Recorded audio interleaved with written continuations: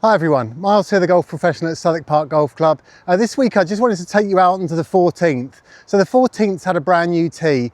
The greenkeepers over the last few years have been building tees which are bigger, flatter, much more wear area. The tees originally were quite small and this was one of those holes with too small a tee, and they've managed to push it back and widen it. So hole 14 from the back is 389. It's a really difficult shot and a really difficult tee shot and a very difficult shot into the green. So if you've not been here before, it's one of the holes that's right alongside the lake, and you can almost see how new the tee is here with the turf lines still in place.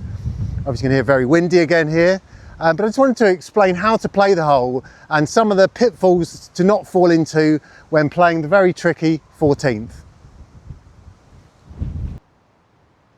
Now the tee here has been left purposely long at the moment because this turf is so new. We wanted to get back on the tee so people could start putting in cards and using it for their competition rounds.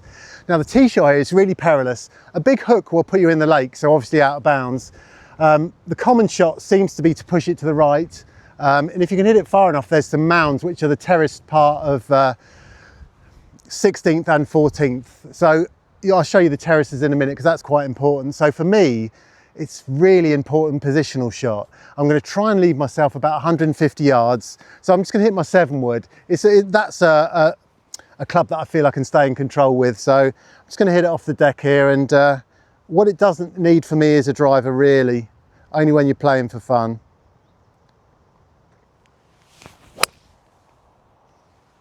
Okay, so that's in about the right place. So I should have left myself, if you aim a fraction to the right, it kicks down a little bit, but it's not as much as it looks. So let's go down and find that and I'll explain to you about the tricky approach shot. Just while we're at it, one of the really big improvements for this year, there's the tee in all its glory, are these new winter mats. Really nice Huxley mat where you can put the ball into that tee mat. So definitely for winter golf, that's going to be a big plus. And obviously, as I keep going on about it, it's one of the most scenic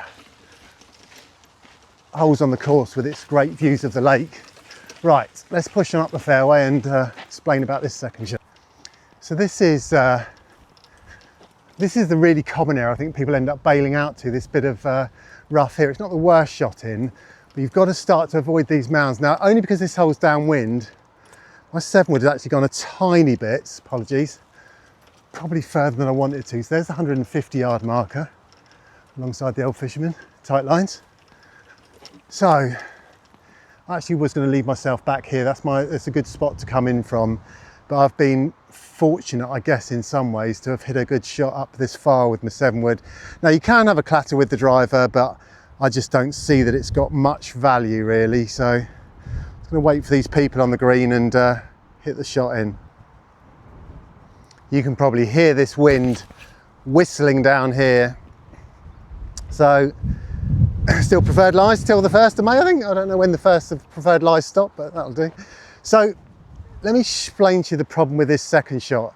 And because of this terrace, there's quite a ledge just short of the green. Now, some people can use that ledge, and some people, maybe, like me, it's going to cause a problem. Now, the flag is actually front right. I was hoping it was further onto the green, then I could pitch it onto the green a bit more, but let's just hit this shot and try and work this out a little bit.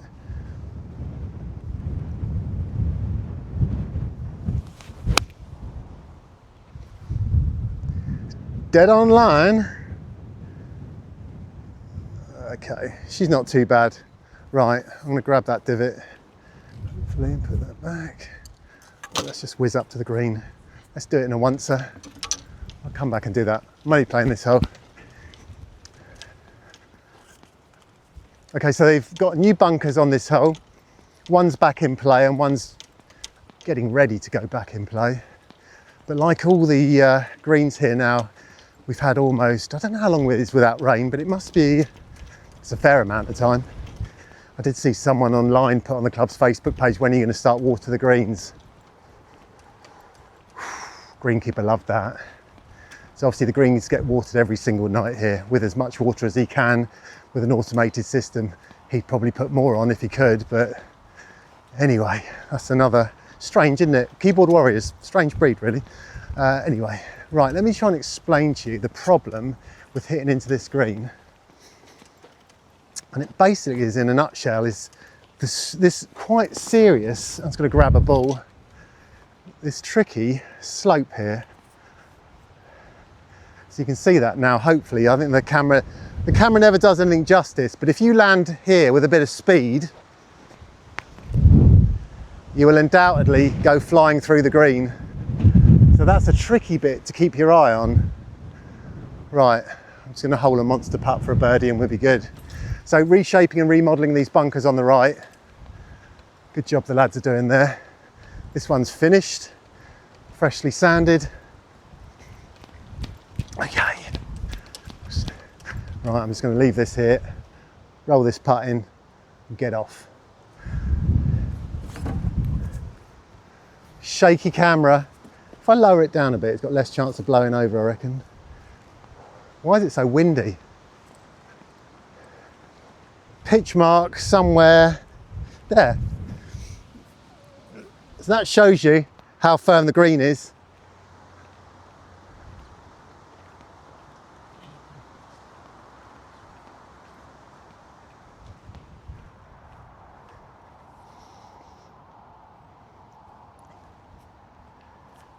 I reckon this is quite a bit left to right at the end.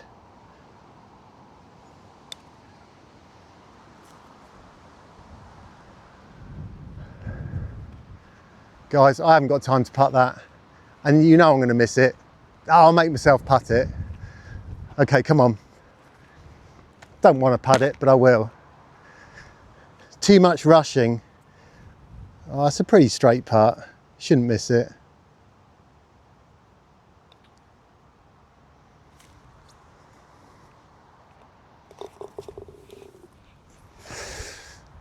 The 14th, tricky hole. Deserved better than a bogey. Golf's hard, isn't it?